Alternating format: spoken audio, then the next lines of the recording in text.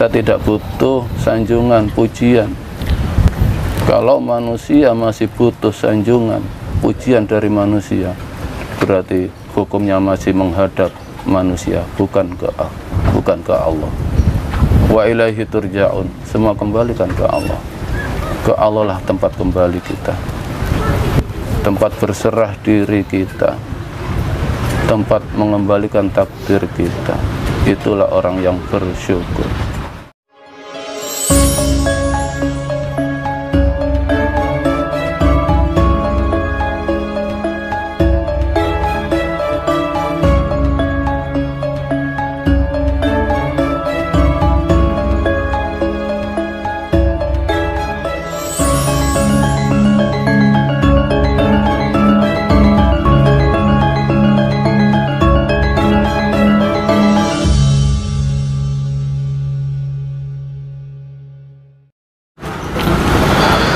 Assalamualaikum warahmatullahi wabarakatuh.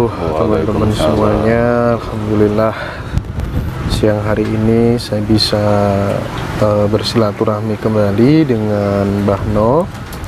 Kali ini kita akan tanya kepada Mbah No seputar tasawuf.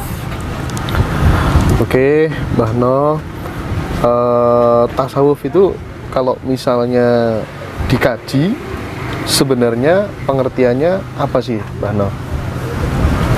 Pengertian tasawuf itu ya, dalam kelakuannya itu kita tidak terlena dengan kenikmatan dunia, tapi tidak dilarang untuk meraih kenikmatan dunia. Dan itu dalam hadis Nabi sangat jelas, wa'mal lidunyaka ka'annaka ta'isu abadan wa'mal li akhiratika ka'annaka tamutu ghadan. Raih dunia, raih keberhasilan dunia, seakan-akan kamu hidup selamanya. Tapi bawalah sadarmu, bawalah sadarmu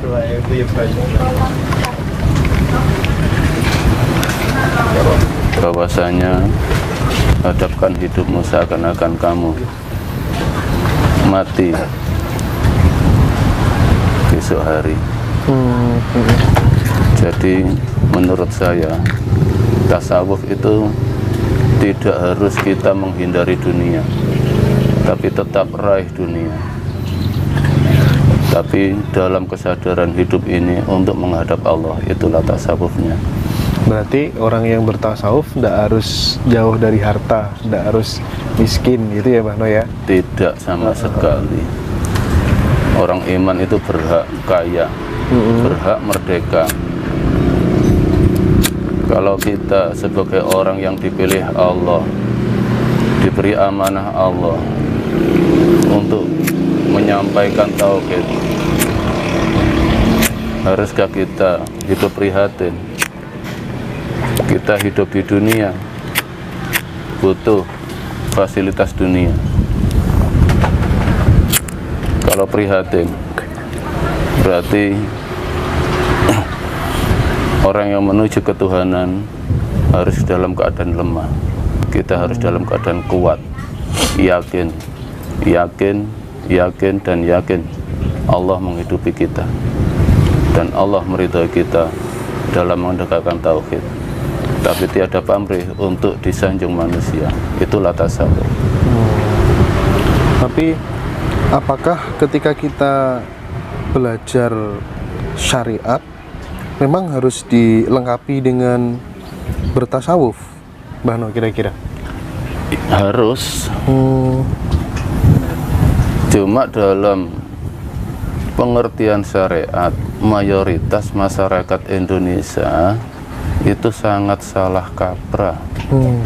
Dikira syariat itu harus bisa membaca Al-Quran, karena mengambil syarikatanya dari bahasa Arab. Seakan-akan menuju Allah terlalu rumit, padahal sangat mudah. Kalau memang kita tidak ditakdir oleh Allah untuk bisa mempelajari ilmu-ilmu fikih. Memang kita tidak ditakdir untuk diberi kesempatan belajar ilmu fikih. Kita orang Jawa, punya tradisi sendiri, punya kekuatan ketuhanan sendiri. Jadi kita ambil sarinya, kita ambil sarinya. Kita buka mata hati kita.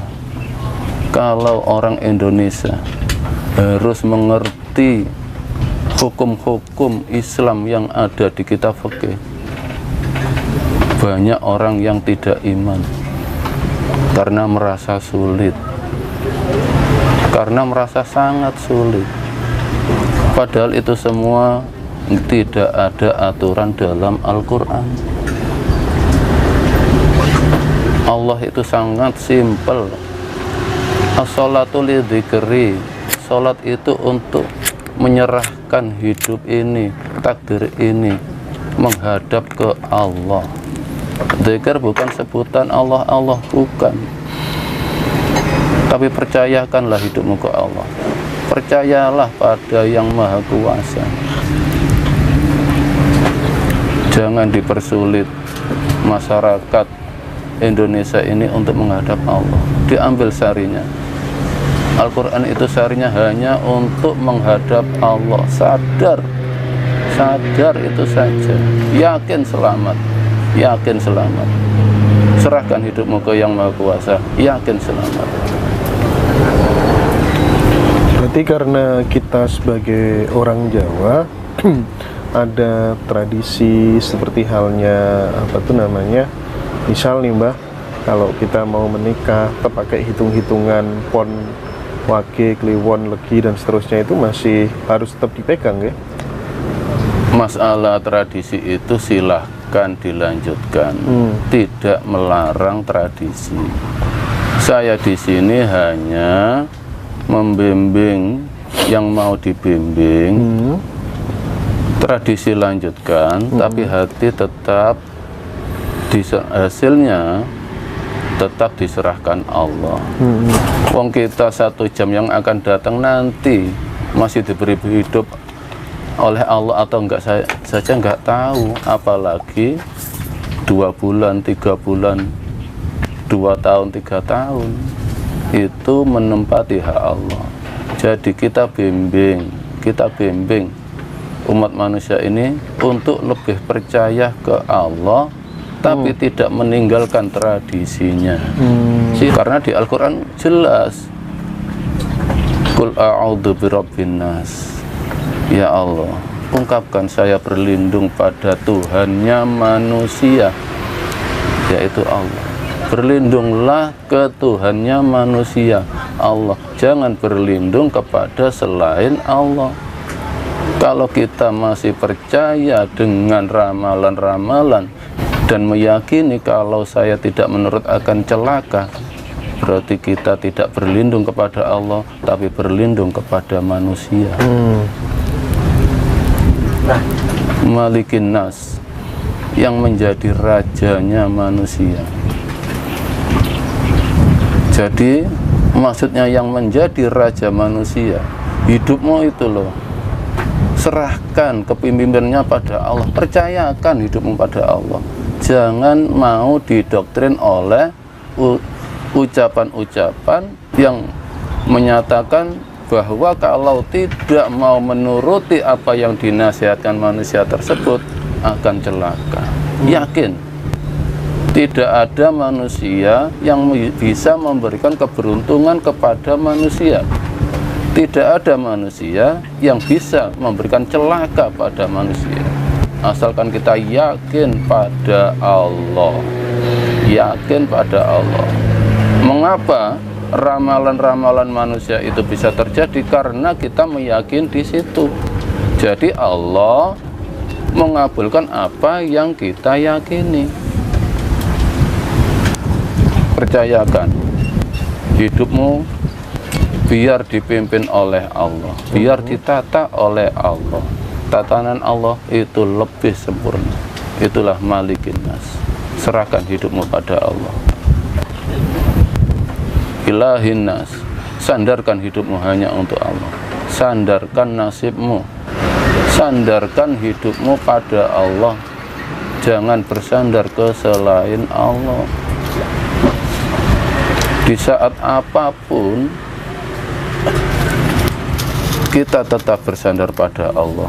Makanya pernah saya ungkapkan, kullu syai'in halikun illa wajha laul hukmu wa ilaihi turja'un.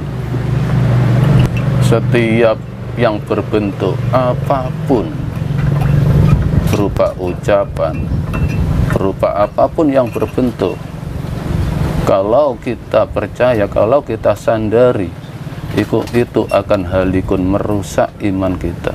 Illa wajha, kecuali hidupmu kau serahkan pada Allah, serahkan. Laul hukmu, hukum hanya Allah dan kita yang tahu. Kita tidak butuh dinilai manusia. Kalau memang kita yakin hidup kita ke Allah, untuk apa kita masih memandang manusia? Kita tidak butuh sanjungan, pujian.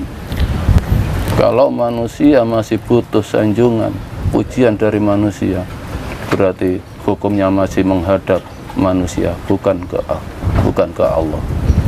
Wa ilaihi turja'un, semua kembalikan ke Allah. Ke Allah lah tempat kembali kita, tempat berserah diri kita, tempat mengembalikan takdir kita. Itulah orang yang bersyukur. Min syarril waswasil khannas, dari kejahatan, godaan-godaan manusia, yaitu percaya dengan ramalan-ramalan, percaya gaib selain Allah, percaya bahwa gaib selain Allah itu bisa memberikan bahaya, sama sekali tidak. Itu termasuk kullu syai'in halikun, berupa apapun, berupa gunung, lautan, kalau diyakini itu bisa memberikan bahaya, maka kufurlah iman kita. Dalam sejarah pun jelas, waktu sahabat Anas sesudah menikah, dia sowan ke Rasulullah, minta doa keberkahan atas perkawinannya. Ya. Rasulullah apa mau memberkahi sahabat Anas? Tidak. Rasulullah pun memintakan berkah ke Allah dengan doanya, barakallahu laka wa baraka alaika wa jama'a bainakuma fi khair. Barakallah, Allah yang memberkahi. Barakah itu takdir, itu hak masing-masing. Kalau saya yakin hanya Allah yang bisa memberikan berkah kepada saya. Murni saya yakin ke Allah saja, tidak pernah yakin ke manusia. Alladzi yuwaswisu fi sudurin nas, yang selalu memberikan rasa was-was pada manusia. Bahkan Allah dalam Al-Quran, innallaha la yuhibbul mutawassikin, Allah paling benci, paling tidak senang dengan orang yang hatinya selalu was-was karena tidak yakin pada Allah. Dikatakan orang begini sudah was. Nah, itu kedoktrin dari kecil, keyakinan-keyakinan itu. Jangan ke situ, itu di situ ada hantu. Akhirnya timbul rasa was-was. Itulah doktrin-doktrin dari kecil, sehingga terbawa sampai dewasa, mempercayai bahwa tempat-tempat yang rimbun, gunung yang tinggi, lautan, itu bisa membahayakan untuk ditempati oleh jin-jin yang keramat yang bisa mencelakai. Berhubung dari kecil ke doktrin seperti itu, akhirnya imannya hilang. Termasuk ini barangkali Mbak, kita pas lagi duduk-duduk begitu kan, iya. Terus kemudian cicak itu jatuh kena kepala, itu kan langsung waduh mau kena sial nih. Ya termasuk itu. Termasuk itu. Naik motor nabrak kucing gitu ya Pak ya. Ya silahkan meramal, tapi kembalikan haknya Allah. Ada kupu masuk rumah, oh kate ono tamu. Sadar posisi kita manusia, takdir yang akan datang itu haknya Allah, jangan ditempati haknya Allah. Itu yang saya tekankan kepada semua yang mengikuti saya. Saya bimbing untuk yakin ke Yang Maha Esa. Oke. Selanjutnya begini. Kalau misalnya ini Mbah, berarti kan tasawuf itu yang ditata adalah membersihkan hati ya Mbah, kalau Iya. ya enggak? Iya. Itu kalau nggak salah di surat ayat 14 barangkali. Berarti sangat penting dong belajar tasawuf di dalam kehidupan kita ini. Sesungguhnya tasawuf itu tidak perlu dipelajari karena sejalan dengan hidup kita. Cukup dengan kita serahkan hidup kita ke Allah, itu loh sudah tasawuf. Dengan bergiat bekerja dan hasil diserahkan ke Allah, itu sudah tasawuf. Tidak harus menghindari dunia. Iya. Semua itu sejalan dengan takdir. Jadab pun sejalan dengan takdir. Jadab itu apa? Gila dengan Allah, jatuh cinta pada Allah. Itu pun nggak bisa dibuat-buat ya orang jadab itu ya Mbak ya? Ya nggak bisa. Kalau makanya dalam ritual itu jangan berhenti di hati. Hati itu masih rasa, masih mudah disisipi iblis. Langsung didalamkan lagi. Makanya dalam tembang Sunan Kalijogo, tembang awal itu Mas Kumambang. Setiap manusia ini ada Mas Kumambang. Jadi dalam hati ini ada mutiara hati, itulah Mas Kumambang. Kalau di Al-Quran itulah ruh hidup kita. Tempati itu. Jadi jangan sampai kita ini hidup ini dipimpin oleh jasad, tapi hiduplah yang memimpin jasad. Lebih dalam lagi, kalau jasad yang memimpin hidup, kita tidak pernah bersyukur pada Allah. Di saat jasadnya merasakan sakit, itu ada rasa tidak terima. Ada rasa tidak terima, ingin yang lebih enak. Misalnya secara ringan aja, misalnya saya tiap hari saya perjalanan 5 kilo, oleh Allah diberikan sepeda until, merasakan capek, padahal di luar kemampuan saya. Kalau sampai mengambil sepeda motor karena jasad ini tidak terima, kalau diberikan capek, kurang bersyukur, akhirnya nekat mengambil sepeda motor. Akhirnya kita diperbudak oleh kebutuhan jasad. Kalau jasad yang disetir oleh hidup, terima, sadar memang Allah masih kasih yang begini. Jadi ada mutiara hati, itu tidak bisa keluar kalau belum berjumpa orang yang oleh Allah diberikan amanah untuk membuka hati.